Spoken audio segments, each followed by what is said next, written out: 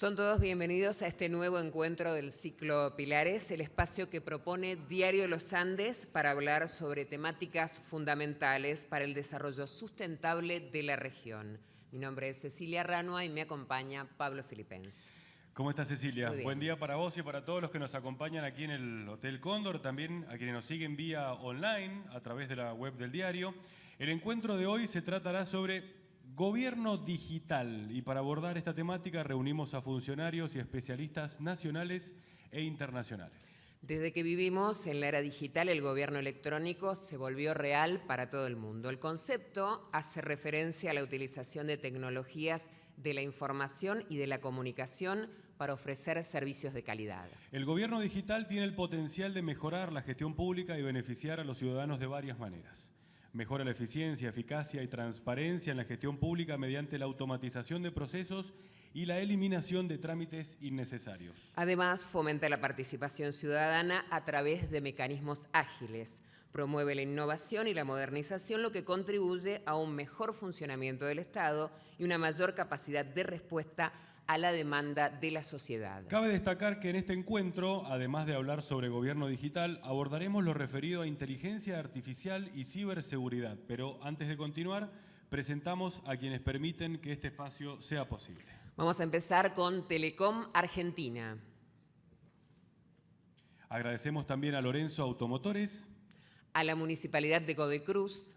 Agradecemos también a la Municipalidad de la Ciudad de Mendoza. MECA, Soporte Tecnológico. Además, nos acompañan Punto a Punto, Radio Mitre Mendoza, Universidad Nacional de Cuyo, la Asociación de Ejecutivos de Mendoza, Fundación Pro Mendoza. Y OSEP. Para todas ellas, un fuerte aplauso, por favor. Este ciclo Pilares se desarrolló a lo largo de 7 meses en los que se abordaron diversas temáticas como talento e innovación, matriz productiva, educación, calidad institucional, salud digital, infraestructura y hoy es el turno de gobierno digital. Como resultado de todos estos encuentros, Los Andes confeccionó un libro en el que reunió a todos los disertantes que pasaron por cada uno de estos programas. Para conocer más detalles precisamente de este libro, vamos a convocar a la periodista de Diario Los Andes, Alejandra Vargas. Adelante, por favor.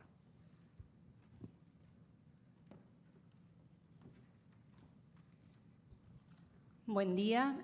Es un honor poder presentar este compilado que hemos hecho que se complementa con lo que hemos presentado en estos 7 encuentros. Para contarles de qué se trata, nada mejor que las palabras en el prólogo de Camilo de Lillo y de Raúl Pedone. Quienes hacemos Los Andes, anunciamos hoy el libro Pilares, un volumen escrito y compilado al calor del presente, con el objetivo de perdurar. Es una versión más entre las diversas experiencias multiplataforma que pone en práctica cada día el más influyente medio de comunicación de Cuyo. Esta vez es un libro, porque al fin y al cabo, escribir y leer sigue siendo la manera más reflexiva y profunda de enseñar y de aprender, aún en una sociedad dominada por los fenómenos audiovisuales. Este libro es una apuesta precisa, pensada en clave periodística y con un solo objetivo: ofrecer un valioso aporte para el desarrollo sustentable de la región. Tomó cuerpo en el amplio marco donde se destacan aquellos sectores que de una u otra manera son responsables de generar realidades y motorizan los progresos socioeconómicos. Sus páginas reflejan el pensamiento y la pasión de representantes del Estado, de las cámaras empresarias y las universidades, mujeres y hombres, jóvenes y expertos, idealistas y prácticos, todos especialistas en sus áreas, que posaron su mirada en el futuro con la pretensión de dejar un testimonio para la historia, como aquellos pilares sobre los que se construyeron las grandes ciudades y civilizaciones que ya sea física o simbólicamente trascienden su época. Esperamos que nos sirva a todos y que lo disfruten. Gracias. Muchas gracias, Alejandra. Ahora sí vamos a comenzar este primer bloque con una entrevista de Raúl Pedone, editor general de Diario Los Andes, a Dalmiro Garay, presidente de la Suprema Corte de Justicia de Mendoza. Este panel que se desarrollará a continuación se denomina Procesos Gubernamentales Eficientes. Los recibimos con un fuerte aplauso.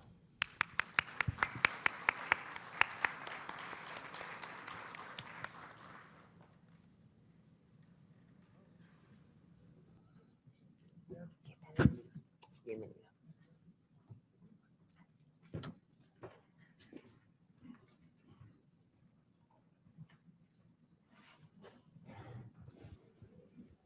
Buen día, Dalmiro. Buen día. Gracias por venir. Se me ocurre pensar cuando hablamos de justicia digital, en que cuando uno piensa en la justicia, se imagina grandes expedientes, cosidos, archivos, mucho papel. Pero también sabemos que la digitalización de la justicia es mucho más que solo de la despapelización. ¿Cómo lo ves esto para que la gente lo entienda, para que lo entendamos todo? ¿Trasciende la despapelización y cómo lo está viviendo la justicia mendocina? Bueno, me parece que el término es innovación, digamos. Me parece que hay que innovar y la innovación no necesariamente implica la aplicación de tecnologías a la gestión digital.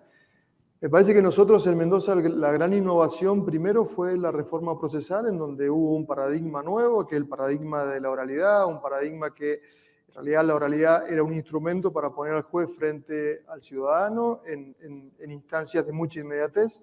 Y después en la Corte empezamos, la pandemia nos fue un anabólico importante, empezamos ya con el proceso de innovación o a terminar un proceso de innovación que se venía llevando, mucho más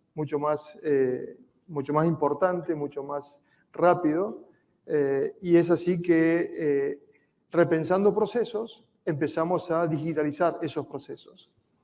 Al principio hubo un tema que muchas veces esa digitalización de procesos intentaba copiar lo que hacíamos en el expediente papel, y eso era un error porque precisamente repensar el proceso nos lleva a que la digitalización, esta gobernanza digital, imponga cambios en las culturas de trabajo.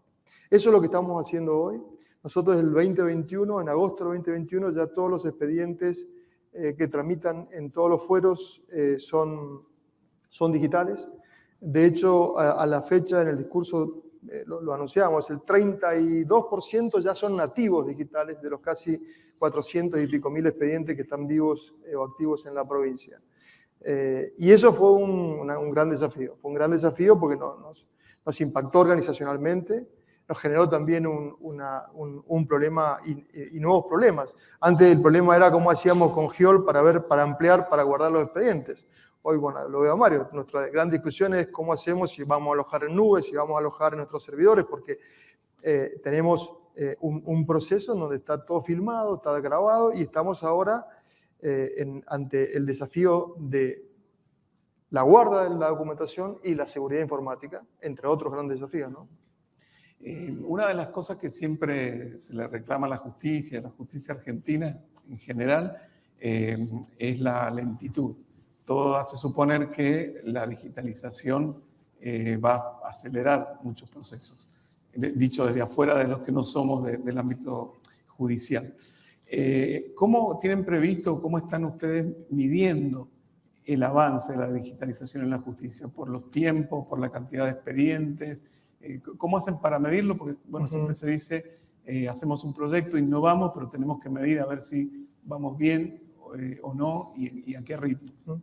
Bueno, ese es un gran problema de la gobernanza digital que muchas veces, o del gobierno en general, que muchas veces no mide y al no medir no tiene después forma de aplicar política pública y correctivos. Nosotros desde ya hace un año estamos en un proceso con Amazon, en donde estamos terminando un dashboard que ya está en línea, que nos permite, como tenemos todo digital, nos permite hacer mediciones y bajar hasta el juez, poder determinar cuánto se demora la audiencia inicial, cuánto se demora el proceso, cuántos procesos terminan con conciliación. Y también vuelvo a lo anterior, nosotros cuando modificamos los procesos, hicimos acuerdos, logramos acuerdos institucionales entre los propios magistrados, en donde los propios magistrados determinaron cuánto tiempo iban a poner entre una audiencia inicial y una final, cuánto entendían que podían en porcentaje conciliar. Entonces, esas metas institucionales son las que estamos intentando también lograr, y la digitalización nos permite medir las metas. En esas mediciones, ¿qué estamos viendo nosotros? Por ejemplo, que hoy el desafío interno de los tribunales es rearmar el tribunal y redimensionar roles. Una mesa de entradas normal en una gestión civil tenía 14 personas recibiendo expedientes y cosiendo, y hoy con 4 estamos bien. ¿Por qué? Porque el expediente entra permanentemente por el sistema electrónico. Entonces, tenemos que repensar qué hacer con esos 10 empleados que los necesitamos hoy proveyendo escritos. El sistema en Mendoza hoy es 24/7. Tenemos una gran queja de nuestros propios empleados, porque ¿qué pasa? Fin de semana, el abogado ingresa escritos todo el fin de semana. Entonces, el lunes, cuando a las 7:30 se abren tribunales, la cola que antes tenían es la cola digital, digamos, la cantidad de escritos que han ingresado y que hay que proveer. Entonces, esos son los temas que estamos revisando. Los tiempos en base a estas innovaciones, digo innovaciones en general, además de las tecnologías aplicadas, han bajado mucho. Nosotros estamos en un promedio en el fuero laboral entre 1 año y 6 meses, cuando veníamos de 4, y en el fuero civil en 1 año y 5. Digo el promedio, hay causas que demoran mucho tiempo, pues son mucho más complejas, hay otras causas que salen mucho más rápido, pues son más sencillas. Y me parece que acá hay un desafío importante que excede al Poder Judicial, que es empezar a pensar la interoperabilidad digital del Estado. Si nosotros tenemos que empezar a ver cómo el Estado, que ya tiene mucha información en cualquier ámbito, nacional, provincial o municipal, empieza a colaborar. Pues si no pensamos en una gobernanza digital colaborativa, estamos mal. Estamos mal. Y eso también nos tiene que llevar a hacer grandes acuerdos interinstitucionales, que ya no son políticos, son de sistemas. Empezar a pensar que tenemos que tener sistemas que sean interoperables, porque es la manera en donde nosotros vamos a lograr lo que tenemos que lograr, que es que el ciudadano tenga mejores servicios. Si yo soy actor de un juicio, ¿puedo o podré ir con mi abogado patrocinante y mirar cómo va mi juicio?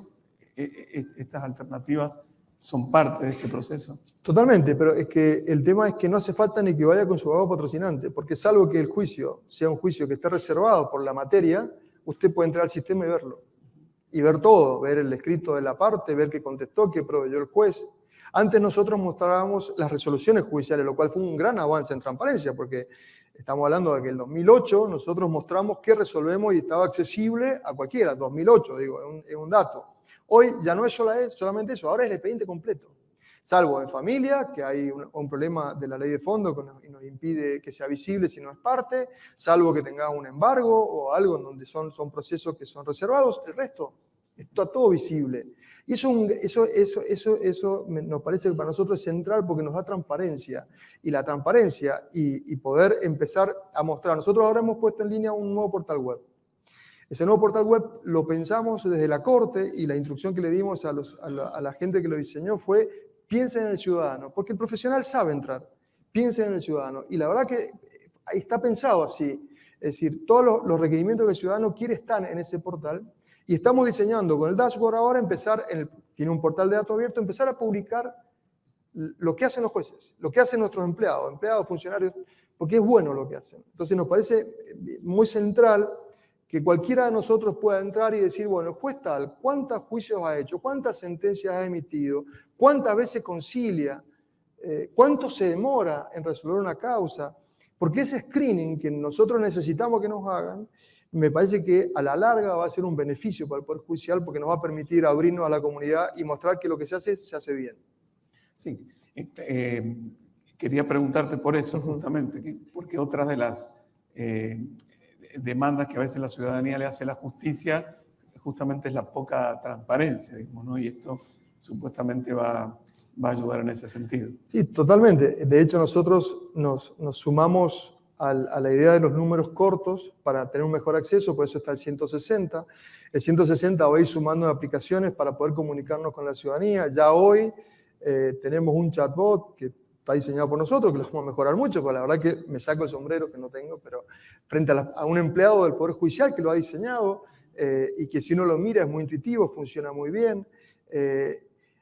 Creo que ese es el desafío. Hoy nuestros tribunales están abiertos 24/7 y un abogado, o sea, ha cambiado la litigación remota, la manera en que se ejerce la profesión en la provincia.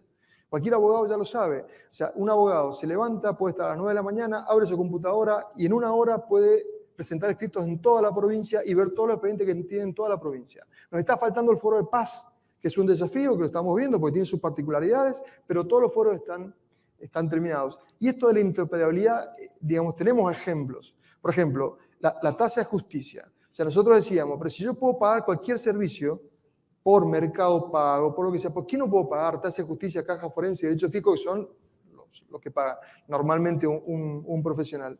Entonces nos juntamos con la caja forense, los colegios de abogados y con la ATM, y se hizo un gestor que permite al abogado liquidar y en un solo código QR pagar todo.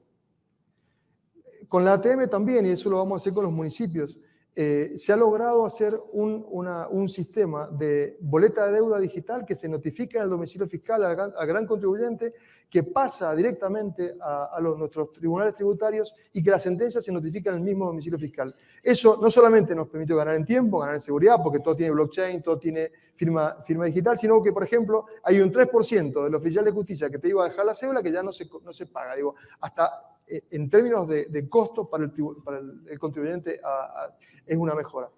Eso, por lo que me dice, los abogados van a encontrar mejores canales más rápidos, más ágiles en el caso de los juicios, de los litigios. ¿Y cómo lo han tomado los jueces, ¿no? Porque sabemos que todo cambio como este es muy fuerte, son décadas, son tiempos. A nosotros en el periodismo nos pasa de trabajar de una manera y que de pronto hay que trabajar de otra.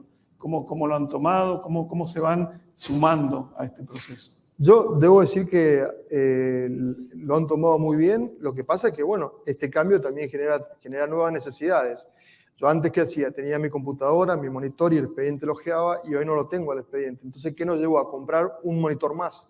O sea, hemos hecho una compra de 500 monitores. ¿Por qué? Porque los prosecretarios, los secretarios, los jueces, que son los que resuelven, pueden partir pantalla y tener el expediente por un lado y escribir de otro lado. Digo, esas son las necesidades que hemos empezado a tener. Y los mismos usuarios del sistema nos van pidiendo cosas que nosotros, con lentitud, porque la empresa que tenemos contratada es de Buenos Aires, vamos adaptando el sistema y nos va permitiendo lograr, ¿no es cierto?, que se mejore el sistema en base al usuario.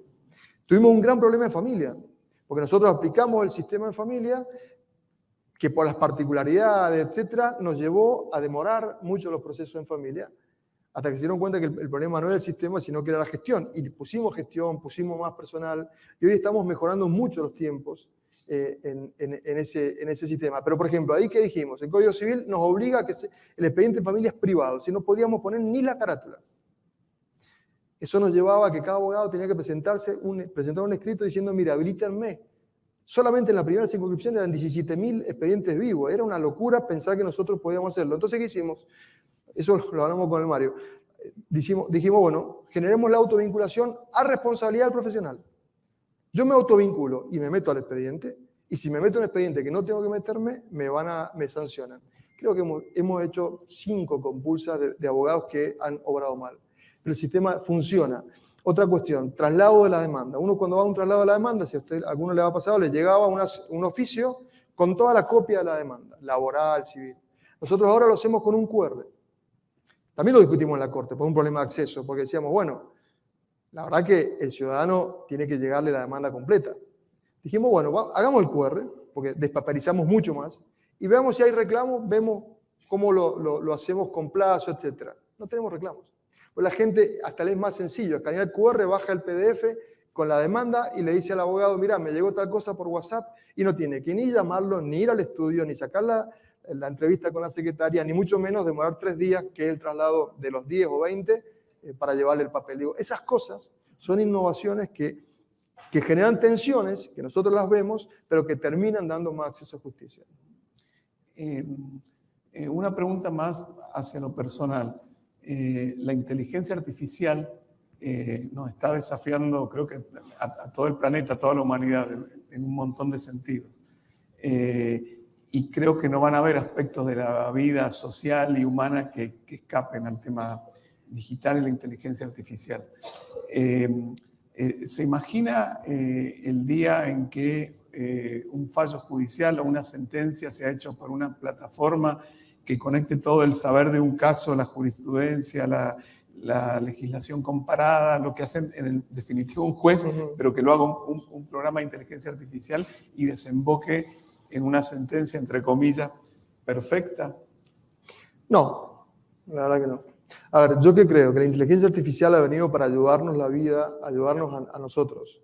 Yo creo que la inteligencia artificial me puede a mí permitir generar mucha información para poder tomar la decisión. Muchas veces, depende del caso, yo como juez puedo decidir cambiar la decisión, porque la inteligencia artificial normalmente es predictiva, entonces ve cómo yo me vengo comportando, pero hay momentos donde el juez dice, acá se terminó, este nuevo hecho merece una nueva visión. ¿Qué me parece? Que la inteligencia artificial tiene que ser un gran aliado en la mejora del servicio.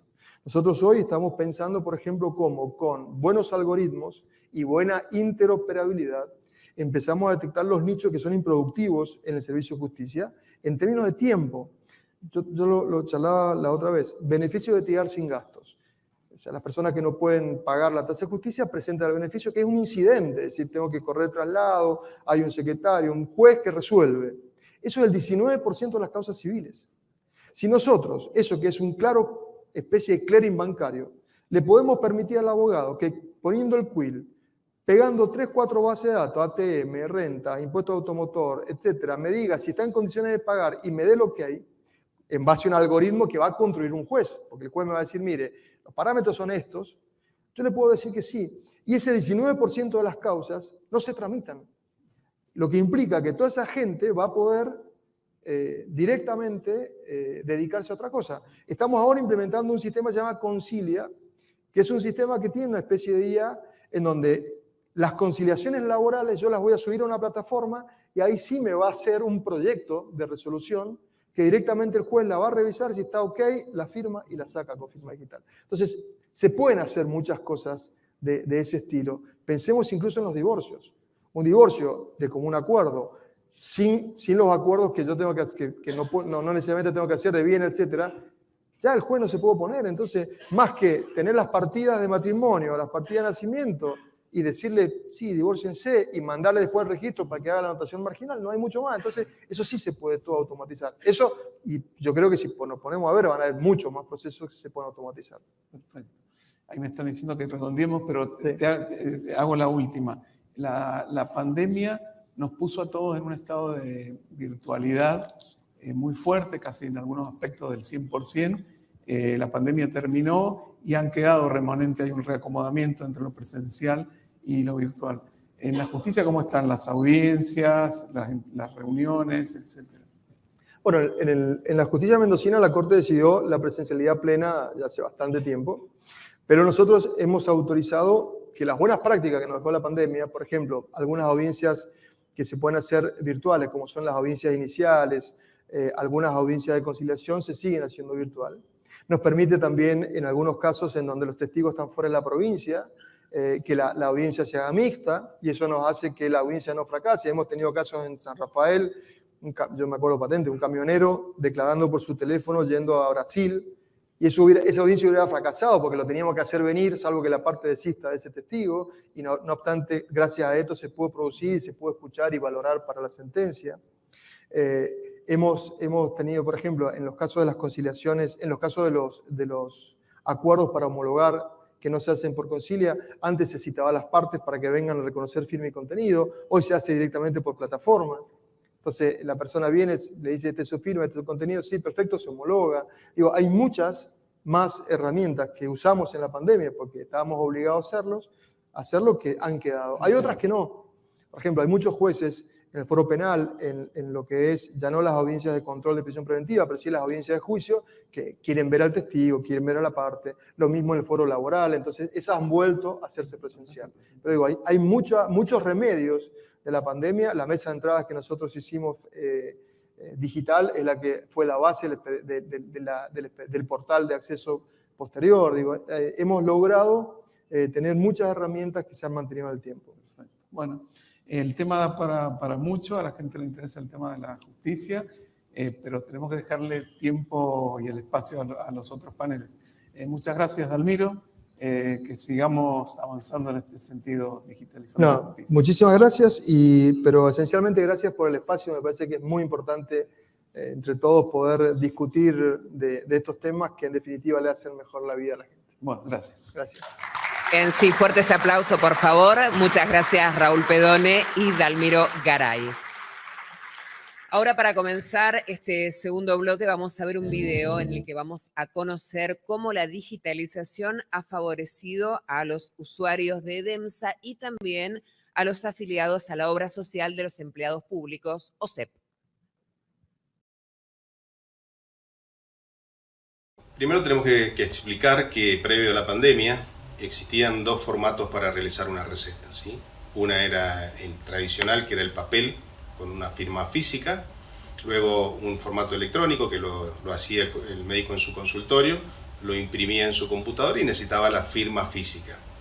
En abril del 2020 fuimos pioneros en receta digital. ¿Y en qué consiste? Realmente es que no hay papel en el medio y que la firma es digital, para lo cual hubo que tener el aval de instituciones para que eso tuviera la validez legal para ser aceptada en la farmacia y en el sistema. Desde ese momento hasta ahora se han confeccionado 500.000 recetas. ¿Y cuál es el beneficio? ¿Y de qué manera lo hace el afiliado o la afiliada de cualquier lugar de la provincia?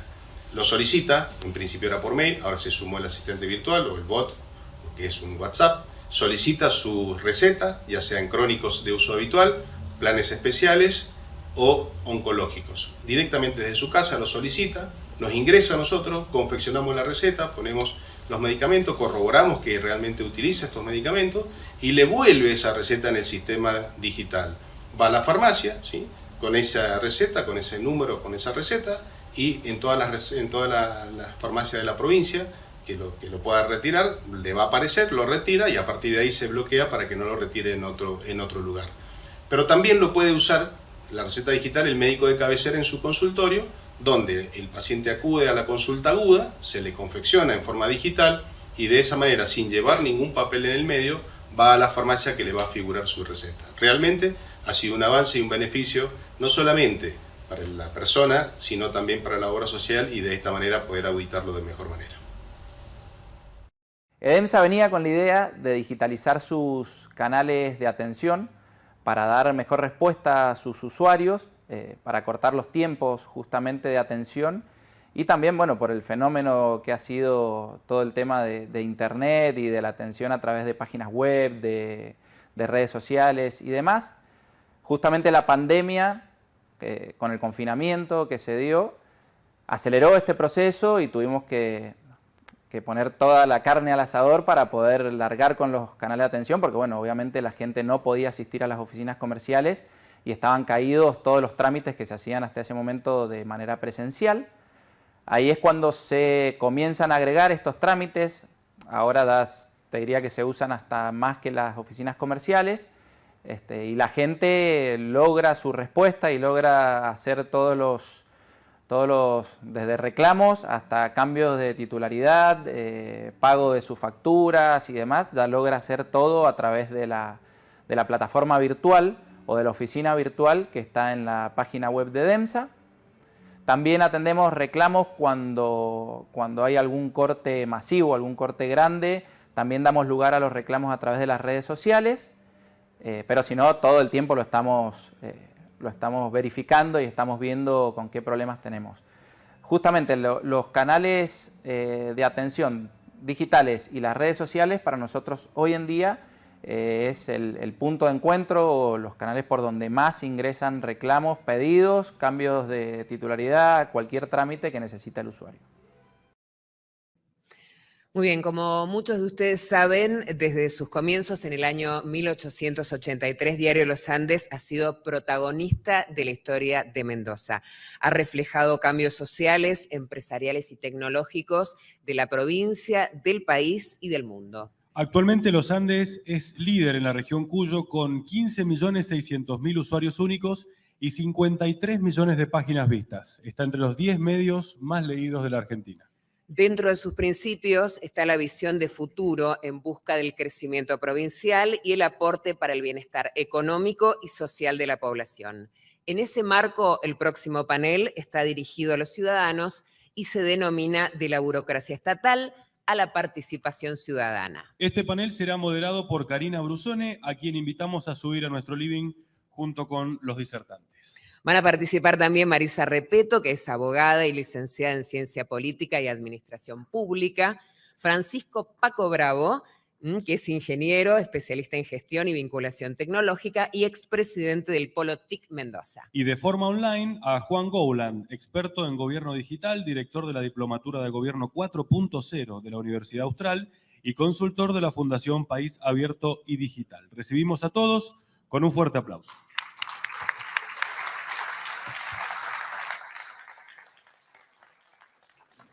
Muchas gracias, bienvenidos a todos ustedes y bienvenidos a los integrantes del panel. Bueno, de la burocracia estatal a la participación ciudadana, claramente tiene un camino largo que recorrer, ¿no? Entonces, para eso quería comenzar con Marisa, que nos cuentes cómo serían esos pasos, cómo se, digamos, desde la teoría, cómo debería ser el traspaso de la burocracia estatal a la participación ciudadana. Creo que, bueno, muy buenos días. Primeramente, hacer mención de qué hablamos cuando hablamos de gobierno digital. Hubo recién una introducción. A mí me gusta tomar el concepto que da la Comisión Económica para América Latina y el Caribe, que es la CEPAL, en donde el uso de las tecnologías digitales, llámese tecnologías emergentes o nuevas tecnologías de la información y las comunicaciones aplicadas a estrategias de modernización por los estados o por los gobiernos con la finalidad de crear valor público. ¿Y qué es el crear el valor público? Crear el valor público es generar, digamos, partiendo del objetivo fundamental que tiene el Estado, que es el bienestar común, el bienestar general, es crear y generar servicios, oportunidades, construir oportunidades, multiplicar esas oportunidades en pos de una mejora en la calidad y en la eficiencia que se presta el servicio ciudadano. Teniendo en cuenta esto, algo hicieron referencia recién, el gran aliado para los gobiernos digitales o para crear valor público, que el valor público no es algo estático, sino que es dinámico conforme a los cambios sociales, a los cambios tecnológicos, es la innovación. Y la innovación, yo siempre tomo de referente, a un referente de innovación en el sector público, como es el doctor Mario Daro, siempre dice, es afrontar los procesos y afrontar las problemáticas desde diferentes puntos de vista, no es único, no es de la única manera, y la innovación es vincular la creatividad con la aplicación práctica, no quedar en ideas, sino en lo práctico. Teniendo en cuenta este marco, ¿cómo ha pasado desde la ciencia de la administración de una burocracia de imprenta a lo que hoy podemos llamar que vamos camino hacia la administración pública inteligente?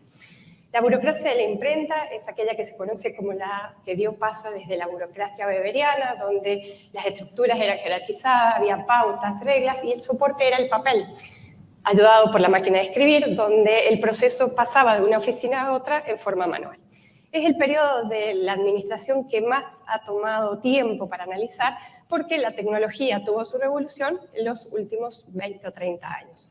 Es recién en la década de los 90 que uno puede empezar a hablar de la burocracia electrónica, es decir, la incorporación del Internet y de algunos software primitivos, en principio, que dieron paso a esta burocracia electrónica, y lo vemos, por ejemplo, en los ejemplos que fueron las primeras plataformas institucionales o las páginas institucionales que tuvieron gobiernos, municipios, instituciones, legislatura, donde la relación de la administración con el administrado, con el ciudadano, era unidireccional, solo dotaba de información.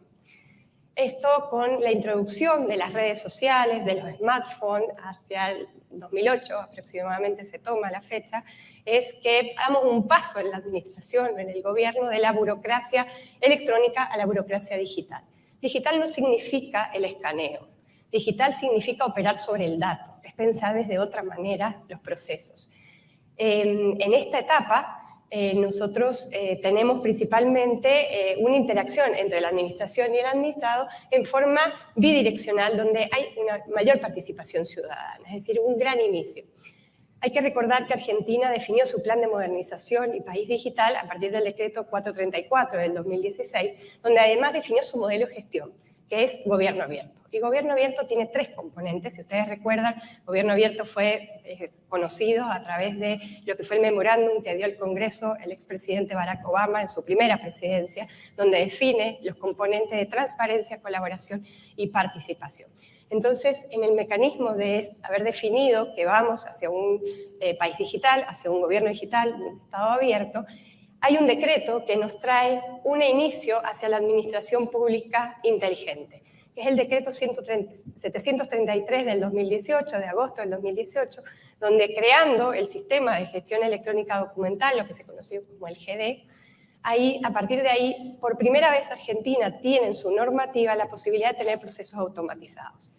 Y acá voy a tomar las palabras de quien es el director del IALAB, del Laboratorio de Inteligencia Artificial de la UBA, que es el doctor Juan Corbalán, donde dice que la administración pública inteligente es aquella que incorpora la inteligencia artificial, incorpora técnicas de aprendizaje automático, con la finalidad de que mejoren los procesos internos de las organizaciones, de las administraciones, para sobre todo mejorarle la calidad, la eficiencia, la mejora de respuesta de la gestión al ciudadano.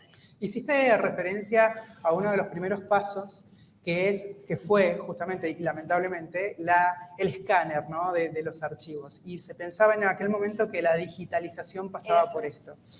Justamente el papel era un gran proceso burocrático, y con Francisco estuvimos charlando un poco previamente acerca de esto. La burocracia tiene mala prensa. La palabra burocracia no tiene una connotación positiva, justamente. Entonces, un poco charlábamos con Francisco acerca de esto, de cómo repensar y conceptualizar a la burocracia como un bien para la sociedad. A mí me parece que la burocracia no es ni mala ni buena en sí misma. Depende de cómo se lleve adelante. Había un griego en la antigüedad que decía que, hablando de la justicia era darle a cada persona lo que le correspondía, lo que necesitaba cada ciudadano. Y que el único garante de eso era el Estado. Eso es una verdad que hasta el día de hoy se mantiene. Y ese Estado, para funcionar, necesita, obviamente, de una organización, necesita de gente capacitada, necesita de equipos. Y eso, si nosotros hablábamos de eso hace 50 o más años atrás, cualquier persona diría, bueno, para que ese organismo de Estado funcione, lo que hay que hacer es primero tener gente capacitada, gente idónea, no gente que se sumaba al Estado por el solo hecho de conocer al funcionario de turno, político, sino que era gente que rendía un examen de entrada para saber que iba a estar de acuerdo a lo que se necesitaba. Y ahí se hablaba de un Estado, de una burocracia que iba a estar al servicio del ciudadano, y no al revés. Claro. Esas eran las excusas que podían haber 50 años atrás, o más.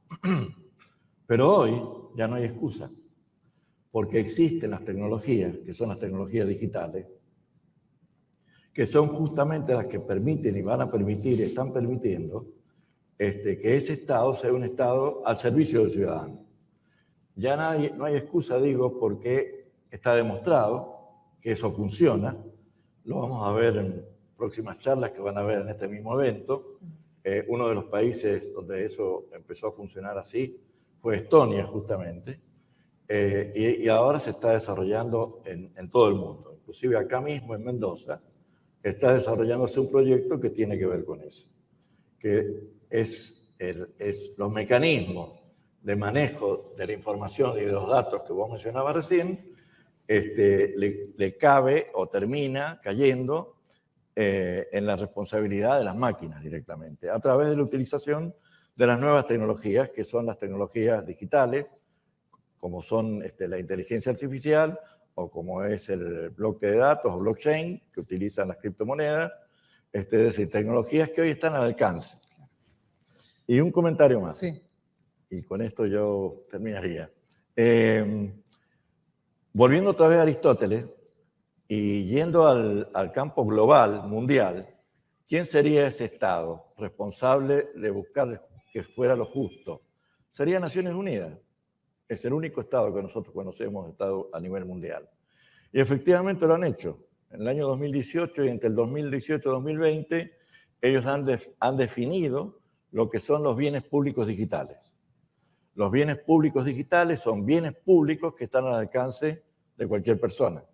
Bien, vamos a avanzar Sí. en un ratito con eso. Sí, sí. Antes quiero continuar con Juan, que está en forma virtual. Juan, ¿qué tal? Bienvenido. Estuvimos charlando también con vos acerca de, bueno, cómo generar confianza, ¿no?, en el usuario, porque muy lindo, muy paradisíaco todo lo digital, pero hay ciertas cuestiones que vemos en la realidad que tienen que ver básicamente con piratería, con robo de datos, o simplemente con la dificultad del acceso al sistema digital en algunas plataformas, que van restando, ¿no?, en este sentido.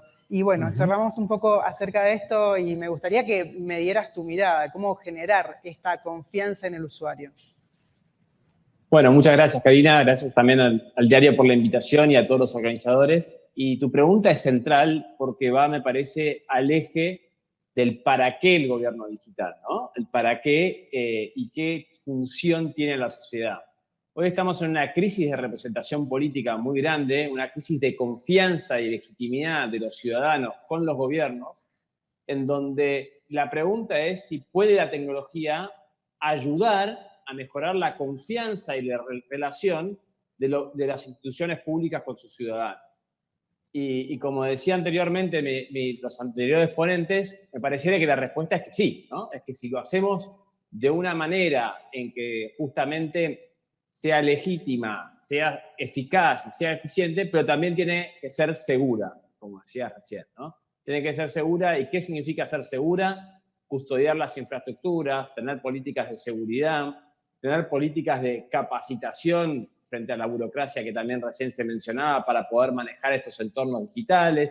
Es decir, que la adaptabilidad digital también tiene un proceso de tener servicios digitales que no solamente sean confiables, sino que sean seguros en la información. Y esto nos lleva a también la siguiente pregunta, es que si el ciudadano puede ser partícipe o no de las decisiones públicas, ¿no? Y creo que ahí el mundo está yendo también hacia una co-creación también.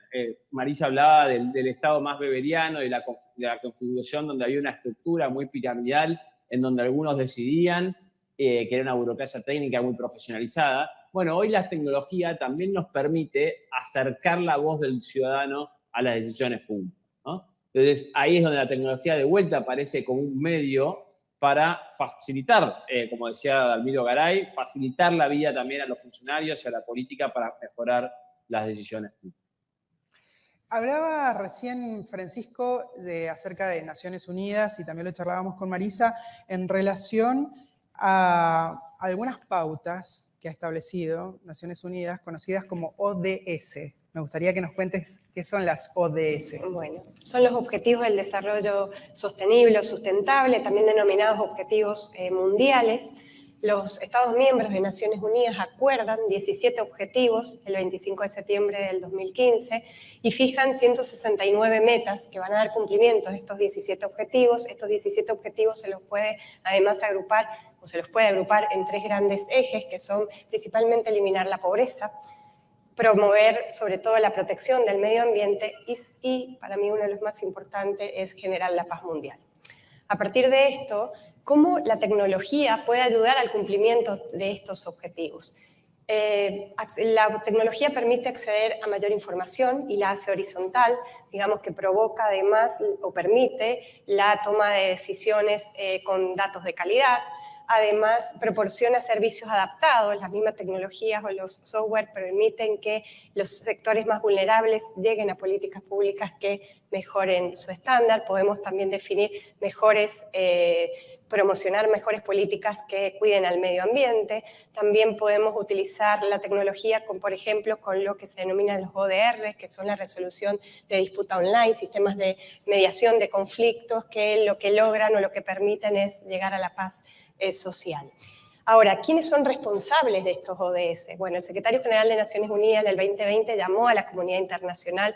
Los ODS no solamente son de cumplimiento para todos los líderes mundiales, que es su gran responsabilidad, sobre todo para proteger el ambiente, construir la paz y eliminar la pobreza, sino que también dice que es responsabilidad de las autoridades públicas de todos los niveles, pero principalmente también del ciudadano con el accionar de que hacemos cada día. Entonces los ODS están presentes para todos.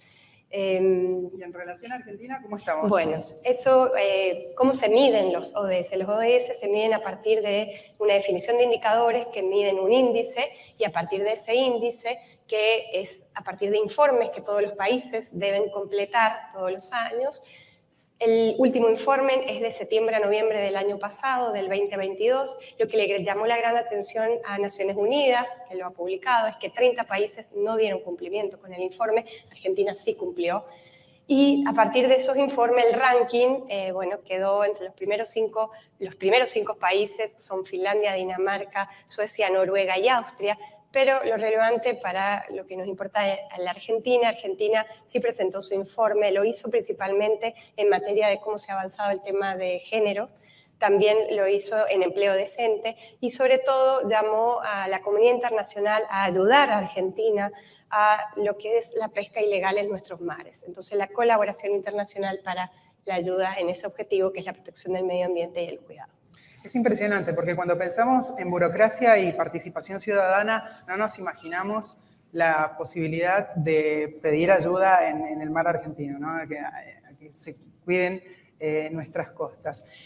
Francisco, habías mencionado recién que, bueno, qué era el bien público, los bienes públicos digitales, y también en este sentido quería consultarte acerca del derecho. ¿Cuánto sabe la gente, el ciudadano común?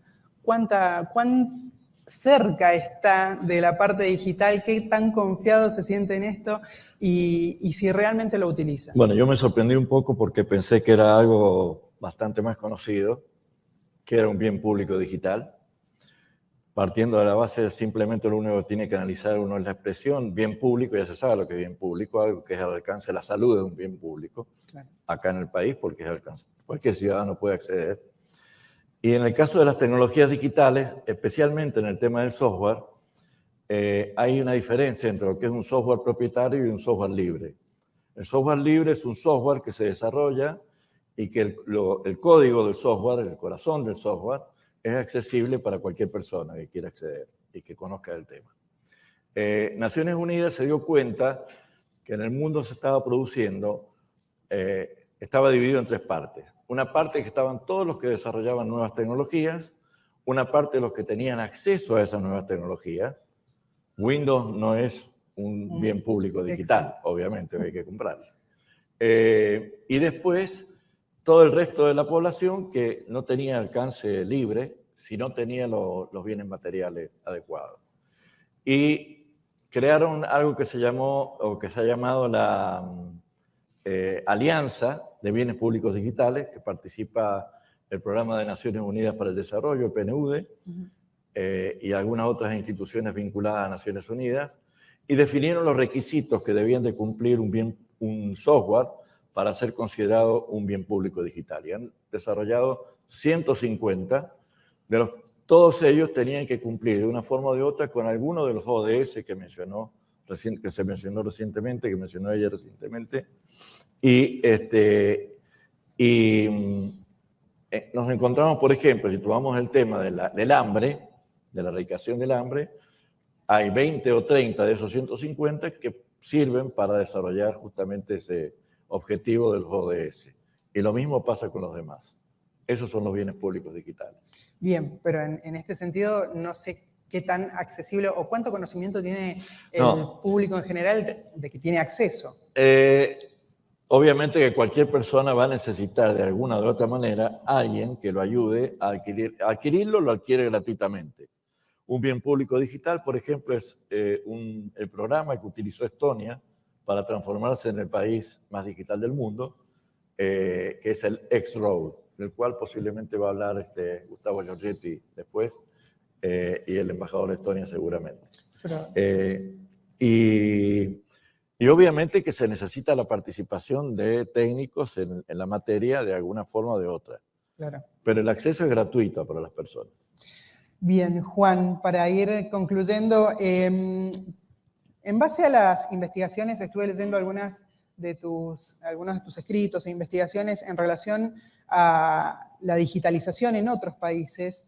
¿Qué tan desarrollados están en gestión digital en el ámbito público en Argentina? ¿Y qué nos falta para llegar a un nivel más alto, digamos? ¿Cuáles serían los pasos a seguir? Bueno, Argentina en el ranking de Naciones Unidas de Gobierno Digital que mencionaba recién Francisco, no estamos mal a nivel de Estado Nacional, estamos 39 sobre 152, creo. Pero el desafío sigue siendo algo que mencionó Dalmiro Garay, la interoperabilidad y la coordinación también con otras jurisdicciones, ¿no? O sea, Argentina es un país federal, es un país que tiene nación, provincias, municipios, cada uno tiene sus propios sistemas de gobierno y estamos muy atrasados al nivel de la conectividad, de que nuestros sistemas hablen, por decirlo en criollo, ¿no? ¿Cómo hacemos para conectar nuestros sistemas de salud con proyectos, como decían, de receta electrónica, de telesalud, de historia clínica digital? ¿Cómo hacemos para conectar nuestros sistemas educativos?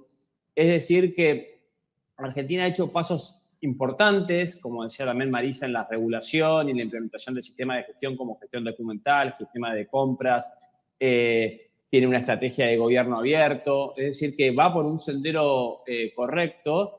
Yo creo que hoy el desafío y que nos enseñan otros países es tener una gobernanza mucho más clara y más sostenida en el tiempo. Y ahí 2 o 3 puntos pilares. Conectividad, necesitamos trabajar fuerte en nuestra infraestructura digital, porque no hay gobierno digital sin una infraestructura que se sostenga. Necesitamos marcos regulatorios que sean adecuados, flexibles y que puedan favorecer la innovación y que no la frenen. Obviamente custodiando la seguridad, como mencionábamos antes. Necesitamos generar rápidas políticas de talento digital. Necesitamos que el sector público, el sector privado y el sector educativo coordinen programas de reconversión laboral en el mundo digital para generar empleos y también para tener burocracia digital capacitada que pueda llevar adelante las transformaciones. Y necesitamos decisión política, ¿no? Decisión política para que estas cosas, para que estas políticas, estas estrategias sucedan. Vimos en el mes de marzo el avance de la inteligencia artificial a grandes pasos. Fue como una explosión de golpe, nos enteramos todos de que la inteligencia artificial había crecido de esa manera. Y sin embargo, por lo que vos decís, los pasos reales, digamos, la cuestión real de la sociedad, del público, del usuario que está en su casa, está muy por detrás de esto, ¿no? Sí, absolutamente. El tema es que la inteligencia artificial vino para quedarse y vino para quedarse a una velocidad disruptiva, exponencial, ¿no? Entonces, cuanto antes los gobiernos tomen el tema, Argentina ya debería estar diseñando su estrategia de inteligencia artificial, también los estados provinciales, esta agenda, y por eso celebro este encuentro, debiera acelerar la conversación pública sobre el tema para ver cómo lo enfrentamos. La Unión Europea está redactando su marco normativo. Hay otros países también que están diseñando sus propios programas. No digo que hay que apurarse y sacar algo ya, sí hay que apurarse con el enfrentamiento de este tema para ver cómo lo tratamos. Que va a tener, Karina, indudablemente desafíos en el empleo. Entonces, esto hay que ver bien qué trabajos nuevos se crean, cuáles se reconvierten. Entonces, ahí vamos a tener que hacer una transición laboral muy importante para entender qué oportunidad tiene el país con respecto a este tema. Muchísimas gracias. Gracias al público. Gracias Francisco Bravo, Marisa Repeto y Juan Goulenpat. Muchas gracias y continuamos. Este aplauso. Vamos a seguir con el desarrollo del encuentro del ciclo Pilares que propicia Diario Los Andes y en este tercer bloque, bueno, obviamente vamos a estar hablando de inteligencia artificial y ciberseguridad. La inteligencia artificial es la columna vertebral de la innovación en la computación moderna. Se define como un conjunto de tecnologías que permiten que las computadoras realicen una variedad de funciones avanzadas, incluida la capacidad de ver, comprender y traducir el lenguaje hablado y escrito, analizar datos, hacer recomendaciones y mucho más. Hasta aquí todos beneficios. Sin embargo, la inteligencia artificial también podría generar algunos problemas severos.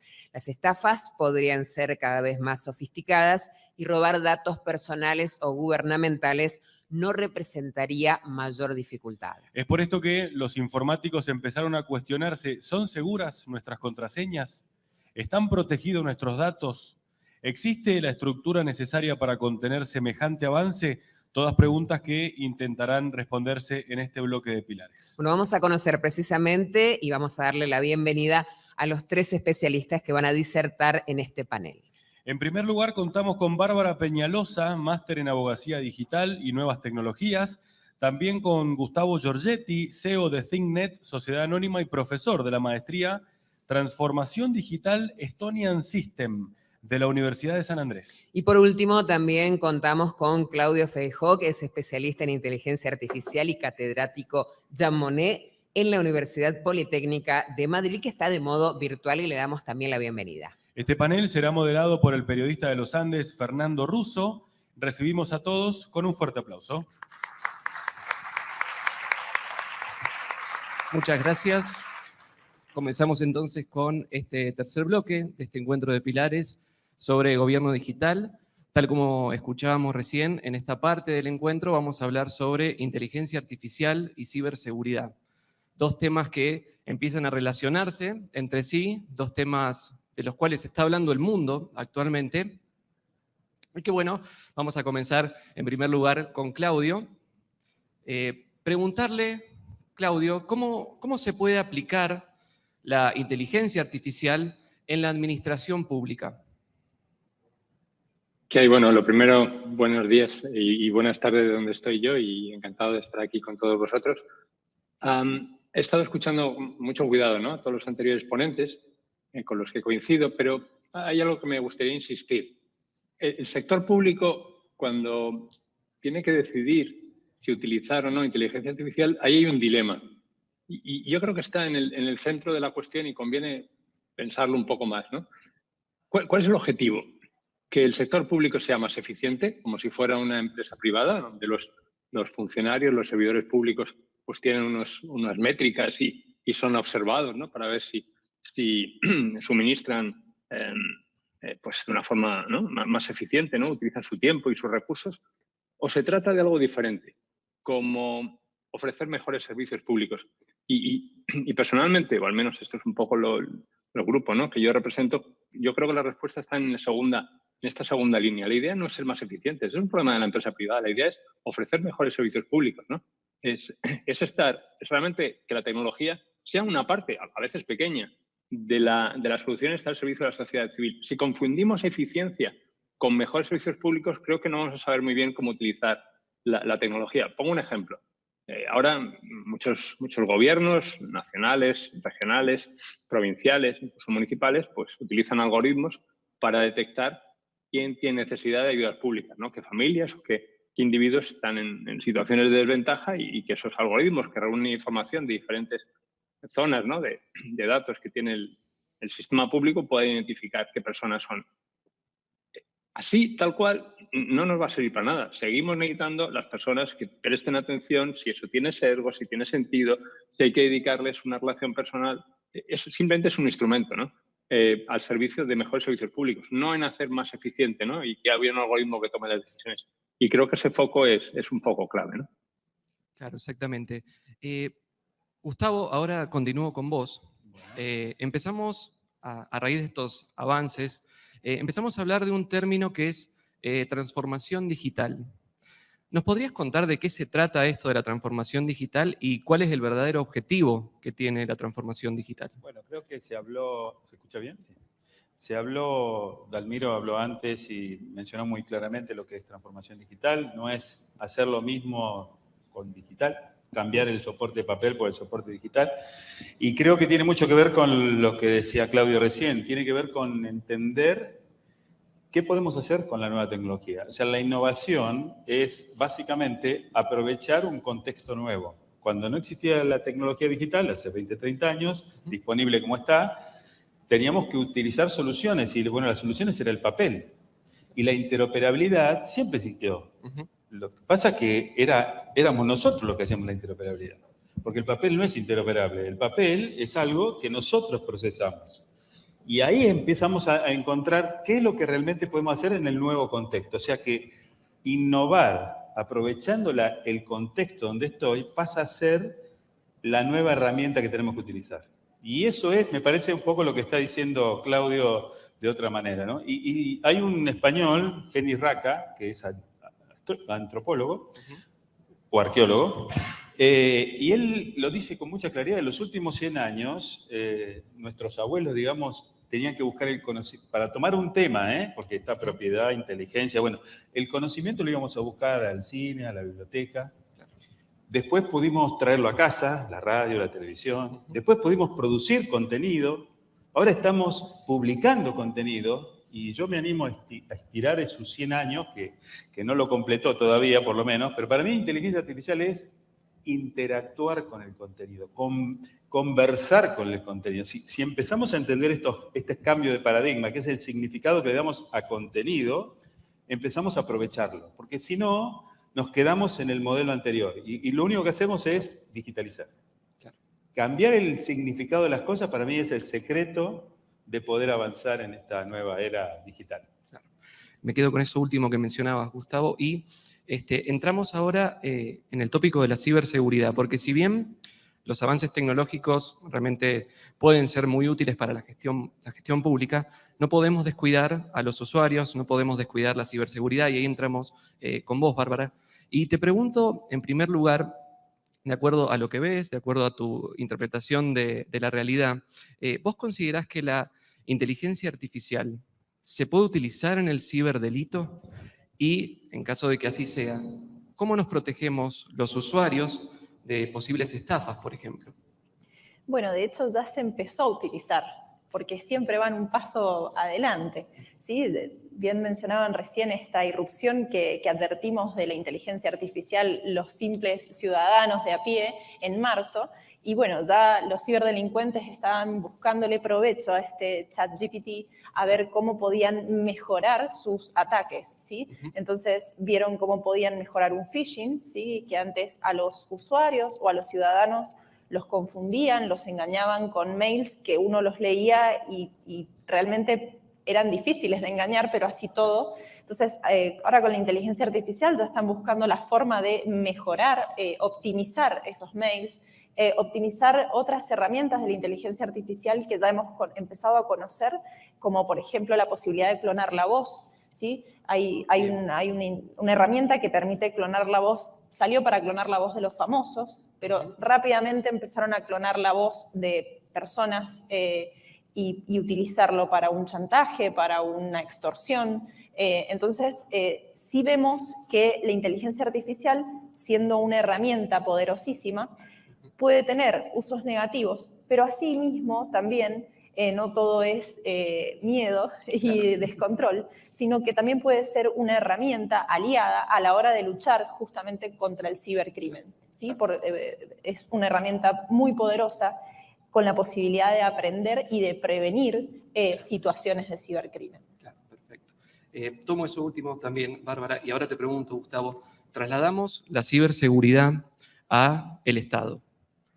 ¿Cómo puede hacer el Estado para trabajar de una forma integrada con cada una de las partes del Estado en justamente tratar de evitar estos ciberdelitos, por así decirlo? De acuerdo a tu experiencia, si nos podés contar. Bien. Bueno, estás preguntando cosas triviales, así que la respuesta va a ser trivial. Yo creo que acá el problema, y ya lo nombraron se viene comentando, el problema es la interoperabilidad. ¿Por qué necesitamos resolver el problema de la interoperabilidad? ¿Y por qué Estonia es Estonia? Porque Estonia, y Andrés me va a odiar con lo que voy a decir, no es el país más adelantado del planeta. Es el país más interoperable del planeta. O sea, ellos tienen un 97% de interoperabilidad. 3% quiere decir que el 97% lo hacen las máquinas hablando entre ellas y el 3% las personas. En ciberseguridad sabemos que lo acaba de decir ella muy bien, Bárbara, nos engañan permanentemente. Y ahora encima vamos a ver a nuestro hijo hablando y diciéndonos que paguemos un rescate y no existe ese rescate. Entonces, en ciberseguridad se habla de la exposición, ¿no? ¿Qué expongo yo? O sea, si yo tengo una casa y tengo 10 puertas y todas las puertas sirven para entrar y salir, evidentemente tengo un problema de seguridad. Bien. Normalmente lo que hago es, no voy a una propaganda, compro una puerta ADO, que es muy rígida, muy dura, que tiene unos candados espectaculares, y entonces me cuido mirando esa puerta, no mirando las 10 puertas. Bueno, Estonia tiene una sola puerta para todo lo que es sistemas, y eso es X-Row. X-Row es eso, es una puerta segura para toda la transferencia de información entre sistemas. ¿Qué queda? La ciberseguridad también, por supuesto, de las personas. Y ahí a los estonios también se los pueden engañar con inteligencia artificial. Claro. Pero digamos que es eso. Y el otro tema importante que está atrás de esto es que la evolución humana ha detectado cuáles son las mejores arquitecturas para interactuar. En el ser humano se llama la lengua franca. O sea, los antiguos hablaban, todos escribían en griego, los romanos pusieron el latín. Hoy todos algo de inglés tenemos que hablar para poder hablar con un chino. Claro. Sin que el chino sepa español, ni yo sepa chino. Bueno, Estonia hizo la lengua franca de la interoperabilidad, hizo el X-Row. Eso es. Claro. Que me parece que ese es el gran hito que tenemos que descubrir, ¿no? Pero todos los desarrollos, no importa de qué nivel, ChatGPT, lo que sea, necesita datos de otro. Claro. Y ahí es donde aparece la necesidad que se marcaba Dalmiro, la marcó con toda claridad. Si no se interopera, no se aprovecha la potencialidad que está dando un nuevo ecosistema. Bien. Continuamos hablando ahora de inteligencia artificial y seguimos enfocados en la gestión pública. Y ahora te pregunto a vos, Claudio, ¿cuáles son los mayores desafíos para el uso de la inteligencia artificial en la administración pública y cómo se pueden llegar a resolver? Vale, voy a contestar esa pregunta, pero no me puedo resistir a mencionar el caso de Estonia, porque creo que en nuestros países, ¿no? Argentina, España, otros, son un poco más complejos. Es mucho más fácil, y eso está relacionado con la pregunta que me hacías, es mucho más fácil conseguir transformación digital o interoperabilidad en un entorno pequeño donde, digamos, hay también una sola arquitectura funcional, ¿no? De los servicios públicos. Mucho más complicado en países federales que son un poco los nuestros, ¿no? Con diferentes niveles de gobierno mucho más grandes y que han crecido de diferentes maneras. Con respecto a un poco a la pregunta que me haces, yo creo que se ha mencionado antes, ¿no? La cuestión en los paneles anteriores, ¿no? Que hay muchos casos de interés, ¿no? En diferentes niveles, en el local, en el regional, nacional e internacional, ¿no? Por poner un ejemplo, que no sea todo tan teórico, ¿no? Todo el mundo tiene ahora chatbots, ¿no? Para intentar atender al público. Esto es probablemente irremediable, porque de esa manera, pues seguro que casi a cualquier hora a alguien le puedes atender, e incluso si el chatbot está bien definido, pues puedes darle una respuesta que sea útil, ¿no? Y es por lo tanto parte de ese mejor servicio público que creo que tiene que ser el destino. Pero al mismo tiempo es absurdo si no ponemos una persona en el bucle. Yo creo que un primer desafío es este. Siempre tiene que haber un camino en el que hay alguien humano en el bucle. Si perdemos este punto de vista y perdemos ese toque humano, esta posibilidad, o si lo mandamos todo a sistemas interactivos o inteligentes, hay algo que se pierde por el camino. Esto es una cuestión. Otro ejemplo para otro tema importante es la compra pública o a lo mejor la selección de personal, ¿no? Ya en todas las grandes empresas tienen inteligencia artificial para elegir al personal que va a formar parte, ¿no? Es obvio que esto va camino de convertirse en un estándar, pero podemos trasladar los sesgos, incluso amplificarlos, que ya teníamos, porque eso se ha programado de alguna manera, y ahora codificarlos en la tecnología, de tal manera que, como muchas veces nos sucede a los que hemos trabajado en los servicios públicos, para los servicios públicos, que aparece alguien, un informático o una informática y te dice, ay, lo siento, ya sé que eso no está bien, pero no lo puedo cambiar, ¿no? Eso sería un camino terrible que deberíamos equivocar.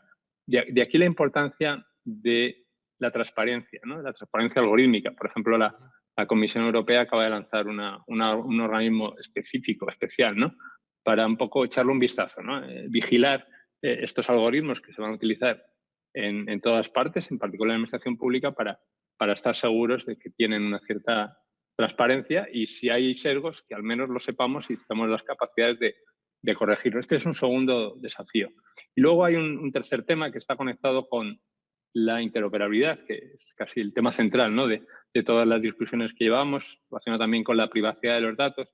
Y yo lo voy a conectar con un paso más, que es la cuestión de la dignidad de las personas y de los usos éticos de la inteligencia artificial, ¿no? Es un tercer desafío que yo lo que diría algo así como, para ponerle una sola etiqueta, la inteligencia artificial centrada en las personas. De alguna manera, creo que vamos hacia un escenario en el que hay un modelo que está gobernado por el sector privado en la implementación de la inteligencia artificial, que va a haber suministradores que van a intentar convencer, ¿no?, a las diferentes administraciones públicas de que adquieran un cierto tipo, ¿no?, de solución. Creo que también hay un modelo de gobierno, ¿no? Voy a hacer ejemplo China, donde alguien decide, ¿no?, lo que los ciudadanos pueden y lo que no pueden hacer. Pero creo que hay un tercer modelo que quizás representa un poco el mundo latino, el mundo latino-europeo, donde importan las personas, donde importa la sociedad civil. Y hay una frase que he oído recientemente a un viceministro en Europa que decía: pensábamos que esta es la tercera vía, pero ahora nos hemos dado cuenta de que es la única vía. Y yo insistiría en esto, ¿no?, en una inteligencia artificial centrada en las personas y no perder nunca ese foco desde el comienzo. Claro, es central, digamos. El factor humano va a seguir siendo central a pesar de todos los avances. Y también, justamente aprovechando eso que mencionaba Claudio, bueno, volvemos a centrarnos en los usuarios y volvemos a centrarnos en la ciberseguridad.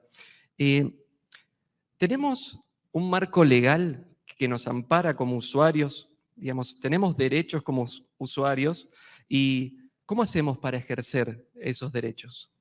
Bueno, retomando o tomando lo que mencionaba recién, en donde se hace foco en la dignidad de la persona humana y tener como centro a la persona humana, nuestra ley, la ley o el código de fondo que le decimos los abogados, que es el Código Civil, cuando fue reformado en este sentido, teniendo como foco a la persona humana, ¿sí? Que esa persona humana es ciudadano, esa persona humana es consumidor, es usuario, o es titular de datos personales también. En base a estos principios en torno a la persona humana, es que sí tenemos marcos regulatorios, como son, por ejemplo, la Ley de Datos Personales, ¿sí?, que le da esta protección a la información del ciudadano, que hoy en día se encuentra bastante desactualizada, y hay un proyecto de ley que está en tratamiento para modificar de forma íntegra, digamos, la protección de datos personales conforme los estándares internacionales, pero necesariamente en esta norma, más allá de los principios de protección de los datos personales, vamos a tener también una obligación de seguridad para aquellos responsables de esas bases de datos donde está la información de las personas. Eso por un lado. Y por otro lado tenemos otro conjunto de normas, como son, por ejemplo, las normas relativas a la defensa del consumidor y del usuario, ¿sí? En donde esta digitalización e interacción digital entre el proveedor para la ley de defensa del consumidor y el usuario o el consumidor se traslada al entorno digital. Y estamos viendo consecuencias de este traslado que después de la pandemia fue abrupto, ¿sí? Todos nos tuvimos que digitalizar, aquella persona, tal vez consumidor hipervulnerable, que se relacionaba con su entidad bancaria de manera personal, que iba al cajero para revisar qué saldo tenía, hoy en día se ve en la obligación prácticamente de interactuar con ese proveedor de manera digital. Esto genera algunas consecuencias positivas y negativas, pero ese marco regulatorio es el que protege a ese consumidor que hoy en día casi está obligado a interactuar con su proveedor de una manera que no estaba acostumbrado. Y justamente en esa interacción los proveedores, tanto por ejemplo si hablamos de entidades bancarias, financieras, billeteras virtuales, han intentado que sea amena esa interacción, que sea funcional, pero no necesariamente, o tal vez la funcionalidad va de la mano de la seguridad, ¿sí? Entonces, para que al usuario le sea sencillo interactuar en esta billetera virtual, hacer un pago, hacer una transferencia, debe ser de una manera sencilla, accesible. Y esto, de hecho, la realidad nos lo ha demostrado, ha generado fallas de seguridad. ¿Sí? Siempre me preguntan, bueno, ¿cómo podemos prevenir esta situación? La ley nos lo impone. Bueno, y la prevención, más allá del aspecto técnico de la seguridad o de la ciberseguridad, ¿sí? Que pueden adoptar las empresas en sus sistemas, yo advierto que hay un factor que también deben tener en consideración, que es el factor humano, ¿sí? Que hoy en día, si vemos en el crisol de ciberestafas de las que empezamos a ser testigos en la pandemia y aún hoy, que van cambiando día a día, se van sofisticando, robusteciendo, vemos que el factor humano es una falla en la seguridad que las entidades no están tomando en consideración y trasladan esas fallas que ellas no tomaron previamente en consideración al proponer o casi obligar esa digitalización, en tener en cuenta que el usuario se puede equivocar, que el usuario puede ser engañado. Entonces, siempre se traslada la prevención al usuario. No, el usuario entrega las claves, el token, él fue engañado, no tuvo cuidado con sus datos, no tuvo cuidado con su dispositivo.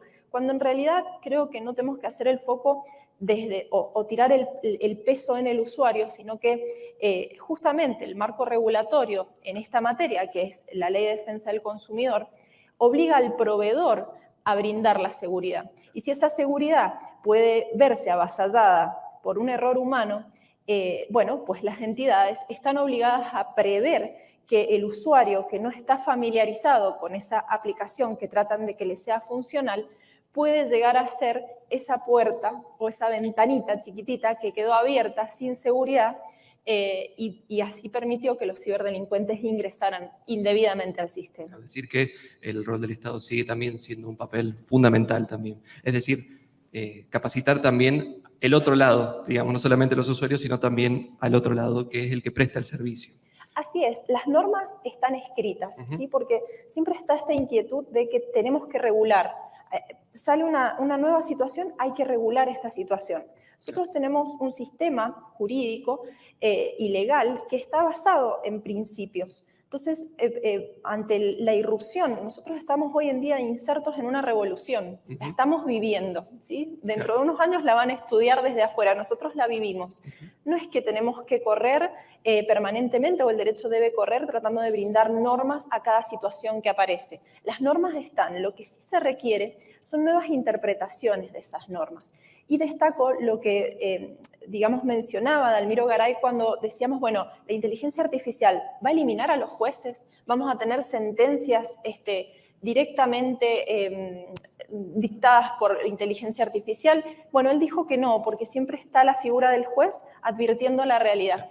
Y eso es lo que vamos a necesitar, es decir, un usuario, un ciudadano con una vulneración de sus derechos y una norma que ya está dictada basada en principios básicos que van a tener que ser reinterpretadas por el operador judicial, ¿sí? Por el juez, por el abogado que va a llevar el caso a la justicia y lo va a encauzar adecuadamente para obtener esa sentencia o esa decisión definitiva en un plazo razonable, que en términos digitales ese plazo razonable se acelera considerablemente. Bueno, para ir ya finalizando con este panel, voy a hacerles una pregunta a cada uno, si ustedes me las pueden responder de una forma breve. Termino con vos, Claudio. ¿Cómo se puede capacitar a los empleados públicos? Bueno, algo de lo que veníamos mencionando, en el uso de las nuevas tecnologías, justamente para mejorar su capacidad de gestión. Pues, mira, en mi opinión, aquí hay dos rutas, ¿no? Y creo que antes lo decía Juan Goula, lo importante que es esto, ¿no? Hay dos rutas. Una es tecnólogos, ¿no? Que se enamoran del servicio público y se convierten en empleados públicos. Pero esto es una ruta lenta, ¿no? Es quizá también más fácil, pero es lenta y probablemente necesitamos responder más rápidamente. La otra es suministrar a los que ya son empleados públicos, son especialistas en un cierto sector, en sanidad, educación, en otros ámbitos, los conocimientos para que sean capaces de gestionar la tecnología. Por este camino no van a ser tecnólogos, pero van a ser capaces de tomar decisiones sobre la tecnología, de lanzar proyectos, innovar, ¿no? Lo que estaba diciendo Gustavo, que es tan importante, de ejecutarlos, de evaluarlos, y también van a ser, muy importante, independientes de los intereses de los suministradores. Este concepto es el que nosotros estamos trabajando llamamos especialista funcional, ¿no? Estamos trabajando en un gran proyecto de implementar inteligencia artificial en los servicios públicos para hacerlos mejores. Y de hecho publicamos un informe al respecto que ya está recomendado por la Comisión Europea, por la OCDE y pronto por UNESCO. Y creo que estará disponible para todo el que esté interesado, obviamente, ¿no? Va a estar en abierto. Pero creo que esta idea de especialista funcional, que significa que sabes de lo tuyo, que son los servicios públicos, y además eres capaz de gestionar la tecnología, es la clave si queremos dar respuesta rápida. Bien, perfecto, Claudio. Gustavo, tengo una última pregunta para vos. Si nos podrías contar, me parece que esta pregunta puede ser muy importante, sobre todo para Mendoza. Si nos podrías contar de qué se trata el proyecto del ecosistema digital de integrabilidad. Bien, bueno, ese es un proyecto que empieza... Ahora voy a tratar de contestar también lo que Claudio decía de Estonia y los restos de los países, ¿no? En el año 2007 yo pude visitar Estonia, conocer el caso, justo después del ciberataque que tuvo, y me vine con esas ideas para acá. Y tratamos de hacerlas funcionar en la provincia de Neuquén. Después de 15 años de estar probando y de sufriendo todo lo que tiró en 2 segundos Claudio por su experiencia, empezamos a buscar soluciones para los problemas no de Estonia, no del XO, sino los problemas de nuestra cultura latina. Y así fuimos encontrando qué cosas le faltaban, qué cosas Estonia no necesita, pero sí nosotros necesitamos. Y de ahí surge lo que hoy se llama el ecosistema digital de integrabilidad, que tiene un montón de componentes, como por ejemplo, una novedad, esto es una noticia para tu currículum, primicia. El 10 de este mes, la IRAM, que es el instituto, como hizo en el mundo, está IRAM en Argentina, sacó una norma técnica, que se llama la norma de los EDI, de los ecosistemas digitales de integrabilidad, que es la 17610, ya se puede comprar, después podemos pasar el chivo, porque las normas se venden, lamentablemente no son bienes públicos digitales, como decía Francisco, claro. Pero esa ya ayuda a cómo se debe conformar en este territorio latinoamericano, con otra idiosincrasia, ese tipo de cosas. Y la otra cosa interesante, que también tiene que ver con lo que decía Claudio muy bien, es que no podemos armar en un país federal una estructura centralizada, unitaria, digamos, para decirlo de otra forma. Entonces, en este momento, y también creo que es interesante, con la pandemia, viento de cola, 6 jurisdicciones de Argentina ya cuentan con ecosistemas, con entornos, ¿vieron lo que hablábamos al principio? O sea, generar el entorno. Uno dice, ¿y con eso qué hago? No, ahora puedo innovar de una manera totalmente diferente de adentro, puedo empezar a interoperar con cualquier actor, con seguridad, con ciberseguridad, sin brechas en ese sentido. Bueno, eso es lo que está pasando hoy. Y lo tomó el COFEFUP, el Consejo Federal de la Función Pública. Entonces, ya tenemos 6 sobre 24 jurisdicciones, estamos hablando del 25%. Yo creo que en 2 años Argentina va a ser un país interoperable, a pesar de que en cada jurisdicción puedan estar usando tecnologías diferentes. Bien, perfecto, Gustavo. Bárbara, cerramos con vos. Perdón, sí, por supuesto. Mendoza lo está implementando, es una de las jurisdicciones. Bien. Y bueno, Paco, no sé si puedo decirlo, pero también la universidad está tratando de trabajar en este sentido. Bien. Hay municipio de Luján de Cuyo está sumado, Guaymallén también. O sea, creo que Mendoza va a ser uno de los más avanzados dentro de 2 años. Dentro de 2 años, bien. Bárbara, finalizo el panel con vos. Volvemos brevemente al tema de la ciberseguridad. Bueno, lamentablemente sufrimos una estafa, supongamos, ¿no? Como usuarios. ¿Qué hacemos después? ¿A dónde tenemos que ir a denunciarlos? ¿Qué se hace?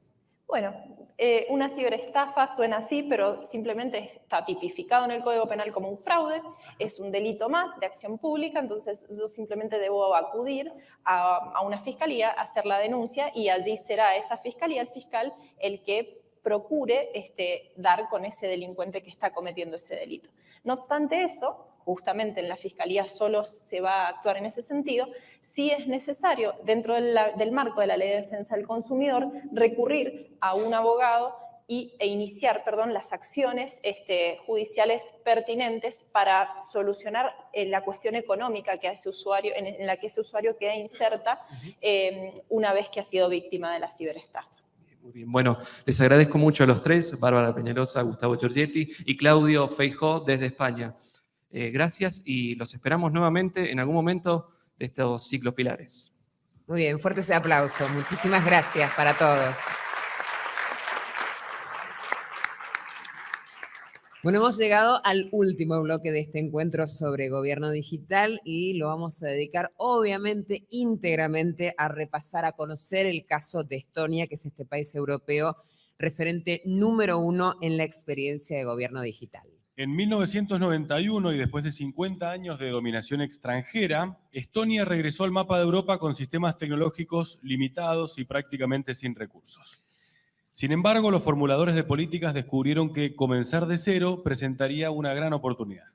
En 1996 supieron ponerse al día con Occidente mediante la utilización de infraestructura informática local, la actualizaron y el establecimiento de habilidades informáticas como una prioridad en las escuelas. Estas medidas lograron que el 99% de la población use Internet regularmente. De hecho, Estonia ocupó el puesto número 1 en el índice de desarrollo digital. Las políticas continuaron fortaleciendo el desarrollo tecnológico a lo largo de los años y hoy Estonia es considerada la sociedad digital más avanzada del mundo.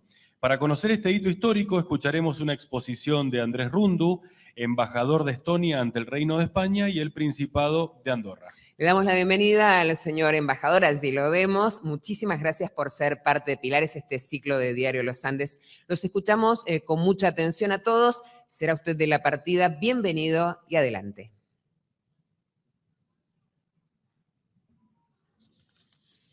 Muy buenos días, buenas tardes desde Madrid. Muchísimas gracias a la Televisión de Los Andes por ofrecerme esta oportunidad de hablar brevemente sobre la historia de digitalización de nuestro país, Estonia. Y sí, ya puedo comenzar que como han dicho, que tuvimos que empezar desde el cero, porque después de la recuperación de nuestra independencia, tuvimos que establecer nuevos sistemas de gobernanza, nuevos sistemas de seguridad, también de infraestructuras, todo eso. Pero hemos tenido suerte que tal vez la sociedad estaba muy entusiasmático sobre todo eso, que saliendo de un régimen total, entonces con nuestra sociedad liberal, que hemos ya tomado unas decisiones que no vamos a copiar los sistemas de algunos países nórdicos, que Suecia, Finlandia nos ofrecieron ya la ayuda, donaron los ordenadores, pero nuestros técnicos y ingenieros pensaron que tal vez vamos a tener un análisis y vamos a intentar hacer algo único que hasta ahora no existe. Y hemos tenido también tal vez suerte en este sentido, que nuestros políticos tenían estos tiempos mayoritariamente 30 y un poco más años y eran de la misma generación de los ingenieros, de los sector cultural, todos estaban de acuerdo que tenemos que negociar antes de empezar a establecer los sistemas. Y como han dicho en el panel anterior, que Estonia es un país pequeño, que los altos cargos han estudiado en la misma universidad, tenían amigos, entonces hubo un debate abierto y después se ha tomado una solución que tenemos que arreglar nuestros registros, aunque del sistema soviético hemos recibido algunos registros que por la ley se estableció que todos los ciudadanos tienen que tener, era obligatorio tener un DNI. Entonces, y este DNI es relacionado con el código personal único. Tú puedes cambiar tu nombre o apellido, pero el código se queda igual. Entonces, después ya fue otra decisión que tenemos que hacer, se llamaba una operación, o digamos, el salto de tigre, para conectar todos los colegios al Internet, entonces, y también crear en todos los colegios las clases con ordenadores, entonces, y empezar con la enseñanza de cómo usar los ordenadores, cómo entrar al Internet y cómo usarlo.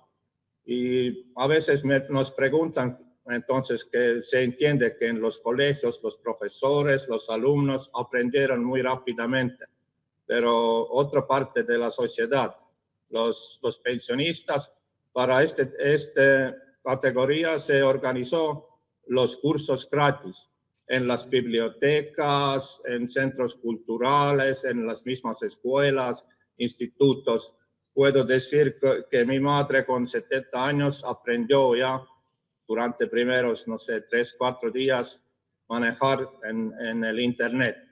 Y nos ayudó mucho que los bancos entonces, que el sistema bancario, también los bancos grandes de los países nórdicos, empezaron a establecer los sistemas online. Entonces las transferencias bancarias se ofreció posibilidad de hacer cualquier tipo de transferencias a través de Internet. Entonces ya era un poco como motivación para la gente que se aprende y a veces preguntan entonces que ahora sí, 100% de nuestros colegios, institutos y gobiernos locales están en Internet y pues un paso más que en 96 ya los bancos empezaron a ofrecer este servicio. Después se tardaron hasta el año 2000. En el año 2000, pues a partir de este año hemos tenido e-gobierno. Entonces eso quiere decir que el Consejo de Ministros operaba sin cualquier tipo de documentos en papel, todo en los ordenadores. Y si algún ministro o secretario de Estado estaba fuera del país, entonces con seguridad ha podido participar porque ya tenía tanto software como hardware preparado para esto. Y también en 2000 fue otro paso más que se empezó a ofrecer la posibilidad de declarar la renta y IRPF, como se dice aquí en España, también online, que ahora 99% de nuestros ciudadanos hacen las declaraciones de renta en online. Y ya es muy cómodo porque ahora es prelineado que todos tus datos, tu salario, también tus dividendos y a través de los bancos puedes activar que todos los datos vayan ya a esta declaración electrónica. Y ya después se ofreció otros servicios como e-escuela, e-salud. E-escuela es así que yo puedo ver todas las notas de mis hijos, entonces observaciones, pues hablar con los profesores en online, posibilidades de ver también cuáles son las tareas de tu hijo para esta semana. En caso de e-salud, es así que todos los datos de mi salud están en un base de datos y yo mismo puedo activar la posibilidad que cualquier médico puede verlos. Entonces, para dar alguna consulta, por ejemplo, que mi esposa visitó el médico aquí en España y desde este pase ha entregado todos los análisis que ha hecho en caso de los años anteriores. Y también es muy importante que la gente tenga confianza a este tipo de servicios. Cuando se creó el X-Road, se llama entonces Camino X, es una plataforma donde están todos los servicios del sector público y del sector privado. Que en nuestro caso también el éxito ha pasado en esta solución que por parte del gobierno o del Estado o de otras instituciones estatales se ha actuado como cliente, entonces, y las soluciones los prepararon las empresas privadas.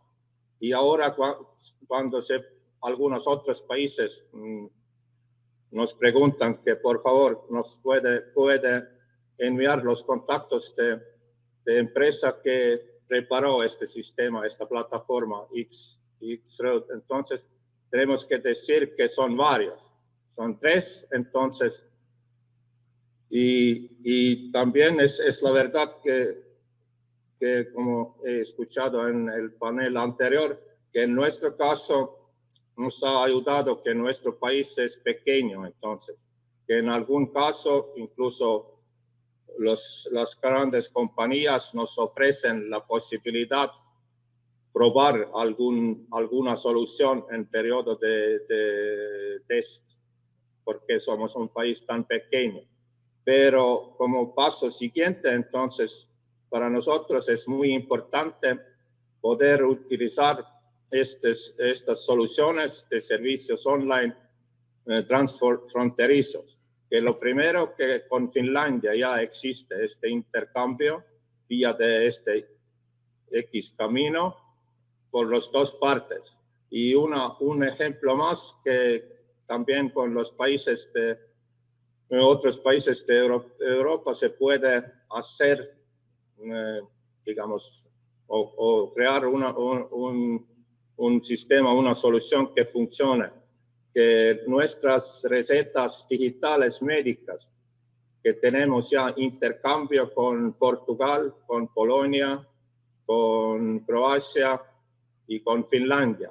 Y ahora estamos trabajando con España, que si yo, por ejemplo, en una farmacia de Madrid voy a presentar mi DNI, ellos a través, si ya tienen este sistema, todavía no lo tienen, pero en Portugal, por ejemplo, donde ya existe eso, entonces ya puedo sacar mis medicamentos aquí utilizando la receta escrita digitalmente en mi país.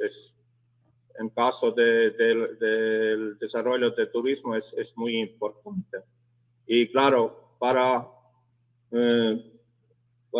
otros países, los problemas que cuando hemos hablado sobre nuestra experiencia, en algunos países el problema es la legislación. En nuestro caso, en los años 90 tuvimos que adaptar muchas nuevas leyes. Por ejemplo, solo en Estonia todavía se puede votar online. Otros países han estudiado nuestra solución, dicen que pues, es muy probable que se puede utilizar, pero o no tienen las leyes para hacerlo, o por algunos casos no tienen registros digitales de sus ciudadanos quienes viven fuera del país. Y bueno, se hablaba también en el panel anterior sobre ciberdefensa. La seguridad de los datos es muy importante en este sentido, que los ciudadanos tengan la confianza que nadie puede sin permiso ver sus datos. Y estamos prestando mucha atención a esta parte de digitalización. Por ejemplo, somos el primer país teniendo se llama embajada digital, que tenemos un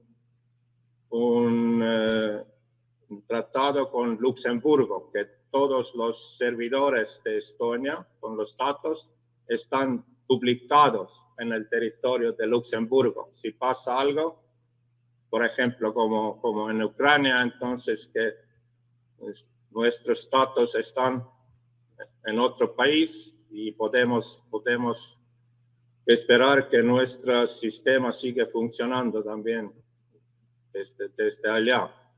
Y claro, es que ciberdefensa es ya un poco más complicado en Tallinn, como tal vez sabéis, tenemos un centro de la OTAN de excelencia de ciberseguridad, entonces, y algunos otros países, también, terceros países quienes no son aliados, también están participando en el trabajo de este centro. Y bueno, pues finalizando ya, que como he dicho, que una vía que queremos que se amplíe es el uso de soluciones ya existentes transfronterizas, que haya más países donde se puede ofrecer los mismos servicios y, claro, la protección de los datos y registros, y también que el sector privado avance más, en nuestro caso, refiero en Estonia, ofreciendo más servicios públicos. Y las ganancias que podemos decir que la gente puede ahorrar 5 días anuales para no viajar a diferentes lugares para presentar los documentos, y también hablando de los presupuestos, que se dice que estamos ahorrando 2% del Producto Interior Bruto de Estonia, ofreciendo este tipo de servicios, que no se necesita tantos empleados, tantas oficinas. Y un servicio más, tal vez ya estoy continuando, que a partir de 2014 ofrecemos el servicio de e-residentes. Es una identidad digital que no sirve para viajar, pero con esta identidad puedes crear una empresa en Estonia, que el récord es que se tarda en el registro mercantil de Estonia, desde el momento cuando se empieza a enviar los datos para crear una empresa, se tarda menos de 15 minutos, que en general desde 2014 ya tenemos más de 100,000 e-residentes. Ellos han creado 25,000 empresas, y pues durante este tiempo creo que ganancias para nuestros presupuestos han sido 150 millones de euros. Entonces hay residentes que en top 5 están Ucrania, Finlandia, Alemania, España como quinto.